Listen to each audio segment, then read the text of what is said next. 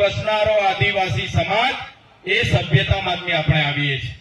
એ હું નથી કહેતો, એ ઇતિહાસકારો કહે છે. તમે જોઈ લો, તમે હડપ્પાની સંસ્કૃતિની વાત આવે એમાં આપણા અવશેષો મળે છે. મેસોપોટેમિયા સંસ્કૃતિની વાત આવે એમાં આદિવાસીના સભ્યતા અને અવશેષો મળે છે. એ સભ્યતા અને એ સંસ્કૃતિ એ સમાજમાંથી આવી છે. ત્યારે જે લોકો આ વિસ્તારમાં અભયારણ્ય લઈને આવ્યા છે, જે લોકો આ વિસ્તારમાં સોલાર પ્રોજેક્ટ લઈને આવ્યા છે, ત્યારે અભયારણ્ય લાવનારા એ જંગલ ખાતા વાળાને પણ હું કહેવા માંગુ છું, આ જમીનો આદિ અનાદિ કાળથી વસનારા અમારા આદિવાસી પૂર્વજોની જમીનો છે.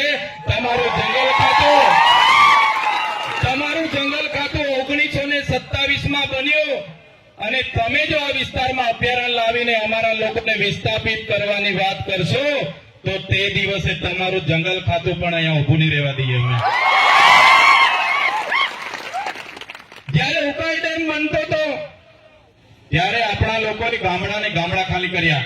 નર્મદા ડેમ હોય, કડાણા ડેમ હોય, પાનમ ડેમ હોય, તમામ ડેમો વખતે ગામડા ખાલી કરી આપ્યા છે. રોડ આવે, હાઈવે આવે, સરકારી આવાસો આવે, નવી પરિયોજના આવે, એક કાકરાપાડ હોય, સ્ટેચ્યુ ઓફ યુનિટી હોય, જ્યાં પણ સરકારને જરૂર પડી છે, જ્યાં પણ દેશના વિકાસ માટે આદિવાસીનો ભોગ લેવામાં આવ્યો છે, આદિવાસીએ પોતાનો ભોગ આપ્યો છે.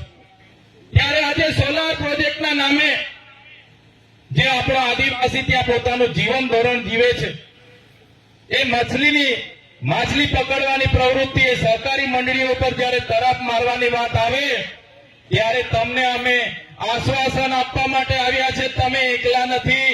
એ દિવસે ખાલી અહીંથી આહવાન કરજો, અમે ડેડિયાપાડા તો ખરા જ, અંબાજીથી ઉમરગામ સુધીના આદિવાસીઓ ક્યાર સુધી વિસ્થાપિત થશો? આજે પૂરા દેશમાં 1,40,00,000 આદિવાસીઓ આજે ભટકે છે.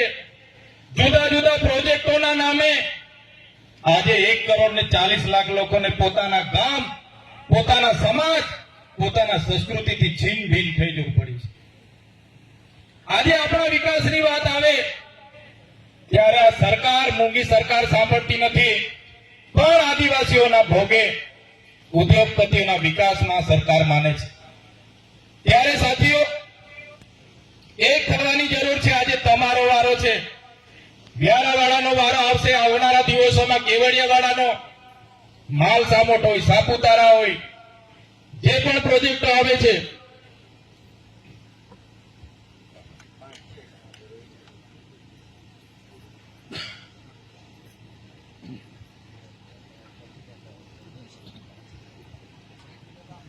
કહેવાનો મતલબ દેશમાં આજે આપણે 8% છે, ગુજરાતમાં આપણે આજે 15% છે. પણ આદિવાસી આજે ધર્મ સંપ્રદાય હોય, પાર્ટી હોય, સંગઠનો હોય, બધામાં વેચાયેલો છે. એક નથી થતો. ઘણીવાર એવું થાય છે કે આજે સોનગઢવાળાનો વારો છે,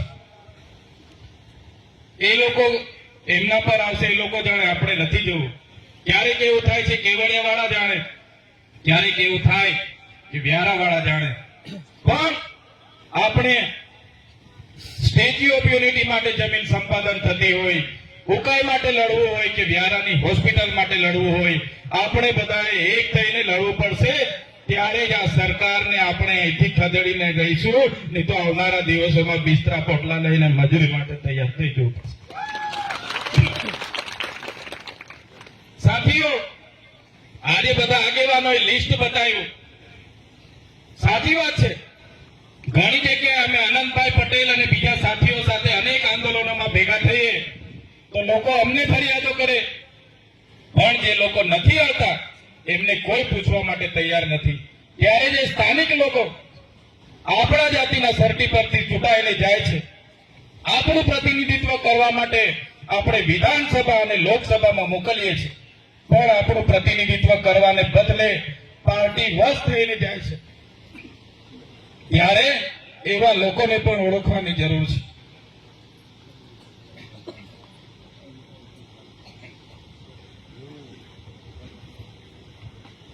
રાતે ગાંધીનગર થી મોડા આવ્યા છે એટલે ઉજાગરાના લીધે થોડું ઘણું બેસી ગયું છે. કાલે વ્યારાનું આમંત્રણ હતું. આનંદભાઈ પટેલ સાહેબ અને મને બહુ જ આગ્રહ કરતા હતા, પણ વિધાનસભાના સત્રની સાથે સાથે ટ્રાઇબલ એડવાઇઝરી કમિટીની પણ સાંજે બેઠક હતી, સાથે સાથે અત્યાચાર નિવારણની પણ આજે બેઠક હતી, તકેદારી અને મોનિટરિંગની. એટલે મોડા ગયા એટલે થોડા ગળામાં પણ પ્રોબ્લેમ છે, મને માફ કરજો. પણ અમે તમારી સાથે છે. તમે જ્યાં પણ આહવાન કરશો ત્યાં અમે અમારી પૂરી સેના સાથે તમારી સાથે આવેલું કરીશું. ક્યાં સુધી આઝાદીના અમૃત મહોત્સવ એક બાજુ થાય છે, એક બાજુ આપણે શિક્ષણ માટે લડીએ, પીવાના પાણી માટે લડીએ, રસ્તા માટે લડીએ.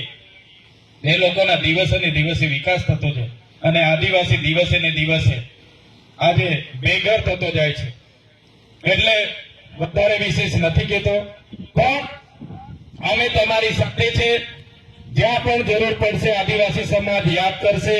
અમે પક્ષ પાર્ટી ભૂલીને પણ આદિવાસી સમાજ માટે લડતા રહીશું અને આવનારા દિવસોમાં લડીશું. અમે જે પણ પાર્ટીઓમાં છે એ પાર્ટીઓ વાળા કદાચ ક્યારેક એવું કહી દે કે તમે આદિવાસી સમાજનું બોલો છો એ નહીં બોલવાનું, તે દિવસે સૌથી પહેલા પાર્ટીઓના પાટિયા પણ અમે ઉતારીને મૂકી દઈશું. સમાજ એ સર્વોપરી છે. આદિવાસીના જાતિના દાખલા પરથી અમે ચૂંટાઈએ છીએ. જે દિવસે કોઈ પણ પાર્ટી અમને ટિકિટ આપી દે, અમે ફોર્મ ભરી દઈએ, પણ જાતિનો દાખલો નહીં મૂકીએ, તે દિવસે અમે અમારું